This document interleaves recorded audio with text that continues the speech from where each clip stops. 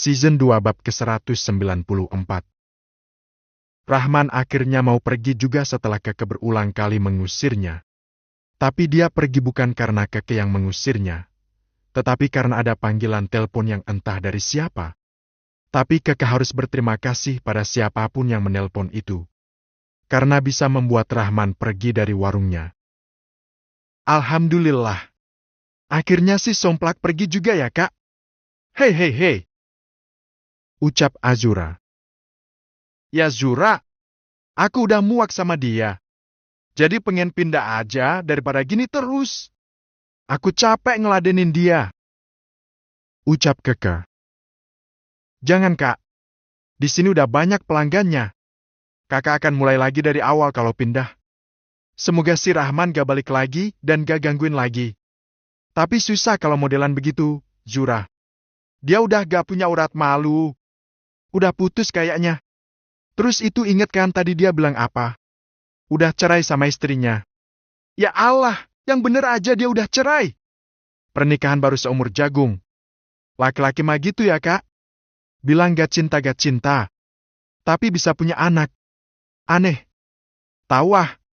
Udah ayo kerja lagi. Lupain dulu si Somplak. Nanti juga kena batunya dia. Apalagi sampai ninggalin anak istrinya. Keke kembali ke dapur saat ada pembeli yang datang setelah maghrib. Setelah maghrib, warung jadi ramai lagi. Kadang Keke berpikir untuk pindah agar tidak diganggu lagi oleh Rahman. Tapi dia merasa berat karena harus memulai lagi dari awal. Dia jadi ingat saat dia harus pindah dari tempat lamanya ke tempat yang sekarang. Awalnya saat promosi sangat ramai. Tapi setelah promonya habis, warung kembali sepi. Dan mulai ramai lagi butuh waktu yang lumayan lama. Mengingat perjuangan yang tak mudah ini, Keke jadi enggan untuk pindah. Tapi bagaimana dengan Rahman? Apa dia akan terus mengganggu hidup Keke? Apalagi sekarang katanya sudah cerai dengan istrinya. Semakin malam, warung Keke semakin ramai saja.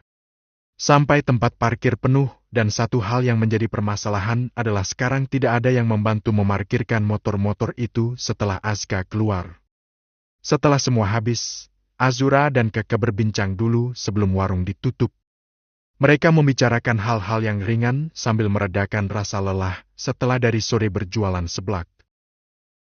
Kak, kayaknya harus sewa preman deh buat markirin.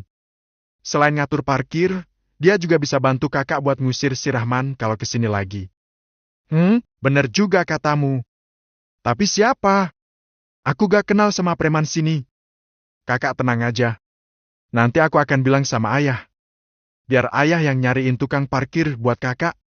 Anehnya kenapa ya di sini gak ada yang menawarkan diri jadi tukang parkir? Biasanya preman itu PK lo kalau ada warung atau toko baru yang ramai. Pasti langsung ada yang markirin. Ucap Azura. Mungkin waktu itu ada papaku sih. Jadi mereka sungkan. Mana ada preman yang sungkan? Yang ada mereka akan nyerobot aja. Gak ada sungkan-sungkannya. Tapi bener juga katamu Kak, haruslah ada tukang parkir cowok di sini. Biar si Rahman itu segan untuk datang. Sekalian yang tatunya banyak biar kelihatan serem. Kalau gitu sih bukan cuma Rahman yang takut, Kak. Aku juga bakalan takut. Hei. Kakak tenang aja. Ayahku punya banyak kenalan. Padahal dulu ceritanya lucu loh, Kak. Kenapa ayah bisa kenal preman? Malah banyak yang akhirnya masuk pesantren. Tapi ada sebagian yang gak mau. Dan yang gak mau itu tetap aja segan sama ayah. Dan sampai sekarang mereka malah sering bantuin ayah kalau ada apa-apa. Wah, ayahmu keren ya. Bisa bikin preman jadi pensiun dini. Hei. Iya gara-gara distelin murotal. Wah, keren banget. Udah yuk kita pulang. Udah jam 9:30. Ajak Keke. Sampai di rumah, Azura langsung bertemu dengan Arash. Dia menyampaikan keinginan Keke untuk punya tukang parkir di warungnya. Jadi gitu ya? Bisa kan cariin tulang parkir buat Kak Keke? Maksudnya warung Kak Keke? Insya Allah bisa. Besok ayah coba nanya sama Tony. Biar nyariin tukang parkir yang baik untuk jaga warung Keke. Sekalian jadi bodyguard kan? Hei. Iya ya. Kasihan Kak Keke digangguin terus sama Rahman. Yang jualan otak-otak itu loh ya. Masa dia bilang udah cerain istrinya? Dan sekarang berharap Kak Keke mau deket lagi sama dia? Yang bener aja. Udah gak usah ngomongin orang. Emang bener sih harus ada cowok yang jadi penjaga di warung. Buat keamanan aja. Apalagi warung Keke buka sampai malam. Tenang aja. Besok ayah cariin. Keesokan harinya. Sore itu saat Keke dan Azura mau buka warung, tiba-tiba ada seseorang yang datang ke warung mereka. Sempat takut karena ada laki-laki yang penampilannya memakai rompi jeans di luar kaos yang dia pakai, dan celana jeans sobek. Ada tato di leher bagian leher. Serem sekali. Sampai Keke dan Azura tidak berani menemui. Assalamualaikum. Sapa laki-laki itu. Lo! Ucap Azura dan Keke yang sama-sama kaget karena laki-laki itu mengucap salam pada Keke dan Azura. Assalamualaikum. Iya. Waalaikumsalam. Jawab Keke. Ini preman atau aktor? Perawakannya kayak Iko Uwais. Gumam Azura. Suaminya Audi Black? Hush! Laki-laki itu lalu berdiri di dekat pintu masuk warung Keke. Setelah itu dia mengeluarkan peluit yang diberi tali dan dikalungkan di lehernya. Mas ini tukang parkir yang dimintai tolong sama ayahku ya? Azura memberanikan diri untuk bertanya. Iya. Jawab laki-laki itu singkat. Oh. Namanya siapa bang? Tanya Keke. Tukang parkir. Iya tahu tukang parkir. Tapi kan abang pasti punya nama kan? Krik-krik. Tidak ada jawaban. Laki-laki itu diam saja. Tidak menjawab pertanyaan Keke. Oh ya sudah. Saya panggil bang parkir aja ya. Selamat bekerja bang parkir. Ucap Keke sambil tersenyum. Tapi sayang tak disambut senyuman oleh tukang parkir itu. Setelah warung mulai ramai, tukang parkir itu nampak sibuk mengatur motor-motor para pembeli sebelah si Keke. Dia cekatan sekali. Tanpa banyak bicara. Bang parkir itu kayak master lombat ya? Yang pesulap tanpa bicara itu loh. Ucap Azura. Ya benar. Tapi gak apa-apa sih. Malah kelihatan nyermin. Nanti Rahman pasti takut ke sini kalau ada bang parkir yang badannya 2 kali lipat lebih besar dari Rahman. 2 kali lipat lebih ganteng juga, Kak. Hei. Ingat Fathan woi. Celetuk Keke. Iya. Aduh Fathan maafkan aku. Tundukkan pandangan please. Ucap Azura. Gadis itu lalu kembali fokus dengan antrian pembeli yang sedang memilih topping dan ada juga yang membayar. Beberapa saat kemudian, seseorang yang membuat Keke muak kembali datang. Siapa lagi kalau bukan Rahman? Kali ini Rahman memakai motor yang sepertinya masih baru karena belum ada plat nomornya. Widih! Motor baru nih. Celetuk Azura saat Rahman turun dari motor. Bang parkir! Teriak Keke dari dapur. Bang parkir lalu bergegas mendekati Keke. Lalu mendengarkan semua instruksi dari Keke. Setelah selesai, dia langsung menemui Rahman dan menyuruhnya untuk pergi. Pergi! Ucap bang parkir saat Rahman mau masuk. Saya mau beli bang. Pergi! Bang parkir itu melotot menatap Rahman. Sambil menyodorkan kepalan tangannya. Seolah mengancam ingin menonjok Rahman kalau Rahman tidak pergi. Ya, tapi nanti saya balik lagi. Pergi! Season 2 bab ke-195. Keke senang sekali melihat bang parkir yang berhasil mengusir Rahman dari warung Keke. Hanya dengan gertakan dan sedikit melotot, sudah bisa membuat seorang Rahman lari tunggang langgang. Wih, keren sekali bang. Gumam Azura. Rasain lo! Ucap Keke. Kak, kok bisa sih orang seperti Rahman pernah jadi seseorang yang kakak cintai? Orangnya over begitu. Astagfirullah. Semoga Allah menjauhkan aku dari orang seperti itu. Sekarang udah mati rasa, Zura. Kadang aku juga nyesel sih kenapa dulu bisa cinta sama orang seperti itu. Tapi dulu emang gak begitu, Zura. Dia orang yang baik dan sopan.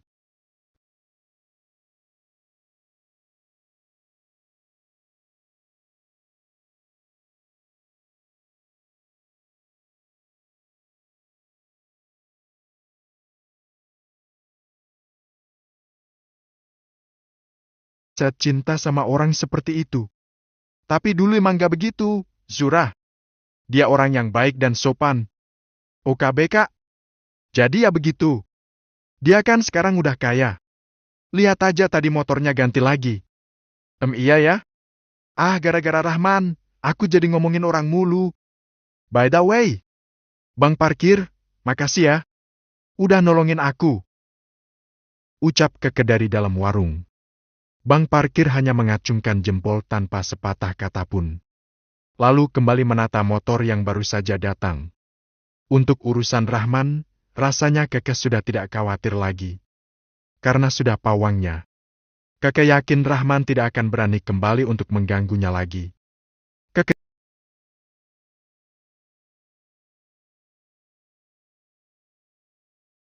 gimana Ren?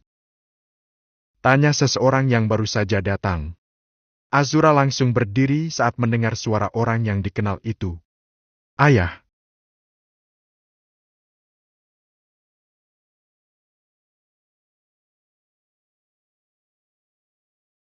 Ra? Tanya Keke. Iya, itu lagi ngobrol sama Bang Parkir. Azura dan Keke sama-sama ingin tahu apa yang sedang dibicarakan oleh kedua orang itu. Bang Parkir yang entah siapa namanya itu terlihat akrab dengan Aras. Tidak pelit bicara seperti ketika bicara pada Keke. Setelah warung agak sepi, Aras masuk ke dalam warung menemui Azura dan Keke langsung menghampiri. Om, duduk dulu. Saya bikinin seblak. Ucap Keke.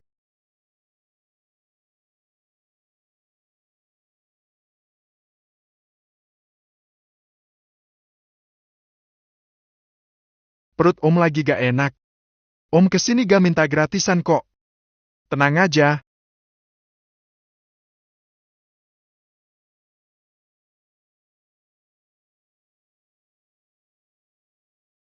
Hei hei hei.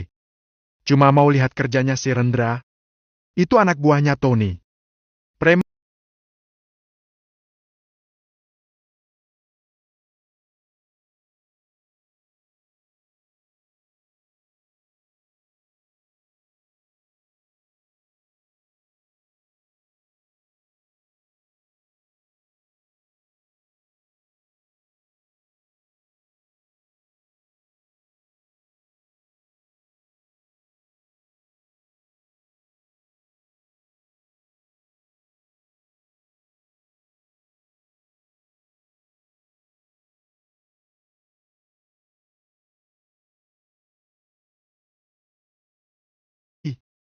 Jadi kamu tenang aja.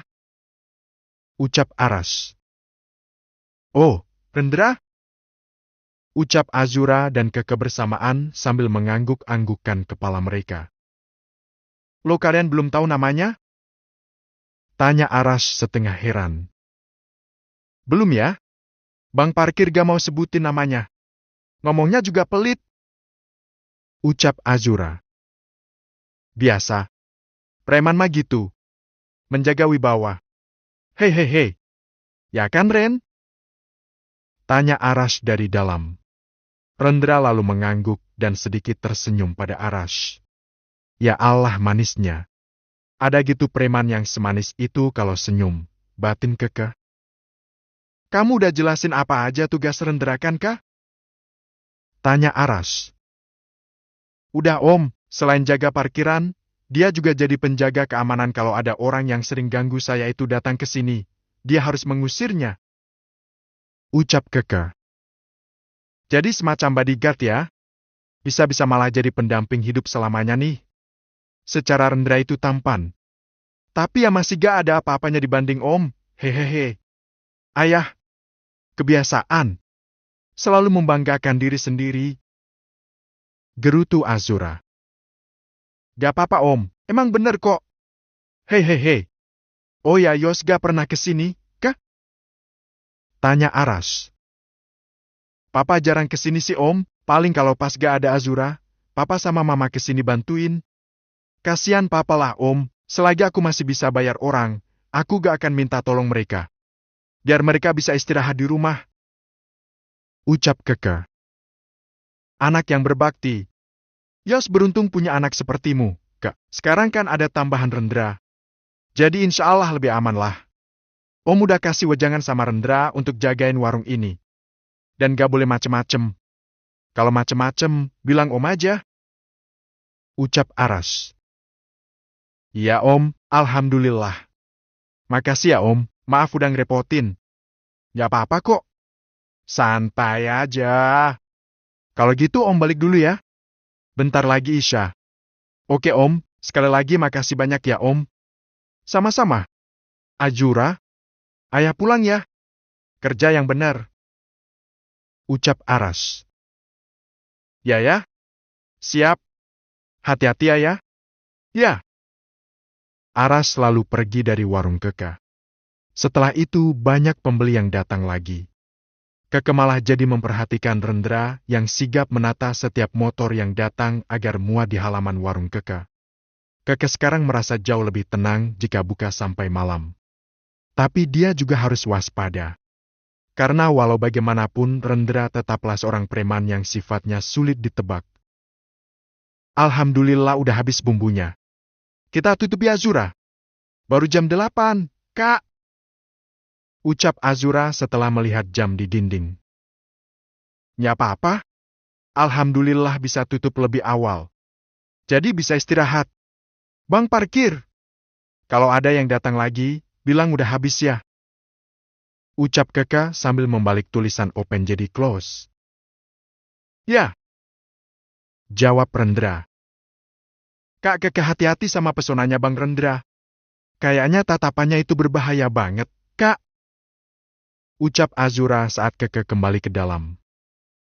Apaan sih Zura? Galah. Kita harus profesional. Entar cilok lo. Cinlok. Hei. Udah jangan godain aku terus. Ayo bersih-bersih dulu. Ajak Keke. Setelah 1 minggu bekerja di warung, Rendra belum juga bisa akrab dengan Keke. Rendra selalu bicara seperlunya saja, meski Keke kadang mencoba untuk mengakrabkan diri agar tidak terasa kaku. Tapi rupanya Rendra tidak bisa seperti itu. Azura tumben belum berangkat. Ucap Keke. Dia lalu mengambil handphone dari dalam tas dan melihat beberapa panggilan tak terjawab. Azura? Kenapa lagi dia? Gumam Keke. Dia lalu membaca pesan yang dikirimkan juga oleh Azura. Kenapa? Tanya Rendra yang tiba-tiba masuk ke dalam. Azura gak masuk. Katanya lagi datang bulan. Perutnya sakit. Ucap Keke. Dia lalu menutup mulutnya. Karena tidak seharusnya dia membicarakan tentang datang bulan pada Rendra. Keke lalu tadi habis dihitung oleh Keke. Rendra lalu mengambil tas itu. Azura gak masuk. Katanya lagi datang bulan. Perutnya sakit. Ucap Keke.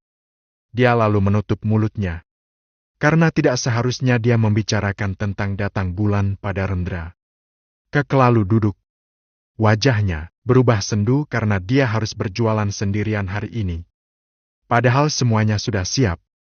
Bumbu juga sudah dihaluskan. Andai saja dia tahu kabar ini dari awal mungkin dia akan libur saja. Nanti aku bantu. Ucap Rendra saat melihat Keke cemberut. Emang bisa? Keke mendongak menatap Rendra yang selalu terlihat serius. Bisa. Balas Rendra. Ya sudahlah. Gak akan bisa. Masalah kasir, aku gak bisa percayain sama kamu. Oh. Rendra lalu keluar saat ada pembeli yang datang. Keke lalu pergi ke dapur. Dia menyesali ucapannya tadi. Dia jadi takut Rendra tersinggung dengan ucapannya. Kak, nanti mangkuknya langsung bawa ke sini ya. Soalnya teman saya lagi gak masuk. Ucap Keke saat ada yang memilih-milih isian sebelaknya. Oh iya teh Keke. Keke hari itu merangkap menjadi kasir sekaligus koki. Tapi ada satu hal yang tidak bisa dia lakukan juga. Membersihkan meja setelah pembeli selesai makan. Pusing rasanya. Tapi tiba-tiba dia melihat Rendra masuk. Seolah tahu apa yang sedang dia pikirkan. Rendra langsung mengambil mangkuk-mangkuk kotor dan membersihkan meja. Lalu ke belakang untuk mencuci mangkuk-mangkuk itu. Setelah dikeringkan dia pasang lagi di meja depan dan dia kembali ke tempat parkiran. Begitu seterusnya sampai tutup warung. Bang, makasih ya. Ternyata kamu bisa diandalkan. Ucap Keke saat tutup warung. Sama-sama. Rendra pun langsung membereskan semua meja tanpa disuruh. Season